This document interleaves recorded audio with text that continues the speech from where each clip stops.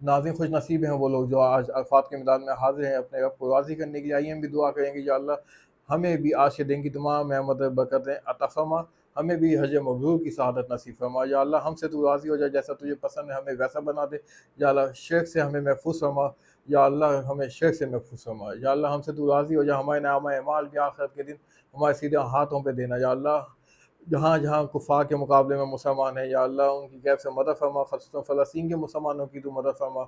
या अल्लाह जो बे-औलाद हैं उन्हें औलाद नगीना अता फरमा, जो औलाद वाले हैं उनकी औलाद को उनका खिदमतगुज़ार बना दे। या अल्लाह जो भी मुसलमान दुनिया से जा चुके हैं सबकी मग़फ़िरत फरमा, उन सबको जन्नतुल फ़िरदौस में आला मुक़ाम अता फरमा। या अल्लाह हमसे तू राज़ी हो जा, हमारे रिज़्क़ के हिलाल की तलाश को हमारे लिए आसान फरमा। आसमान पे तो ज़मीन में उतार दे, ज़मीन पे तो बाहर निकाल दे, दूर है तो करीब कर दे, करीब है तो आसान फरमा दे। या अल्लाह हम नहीं जानते ये कौन-सी दुआ की कबूलियत का वक़्त है। तू गफ़ूर रहीम है, तू गफ़ूर रहीम है। जो हमने माँगा, जो हम नहीं भी माँग सके, या अल्लाह हमें सब अता फरमा। तू गफ़ूर रहीम है, हमें हक़ में बेहतर करके अता फरमा।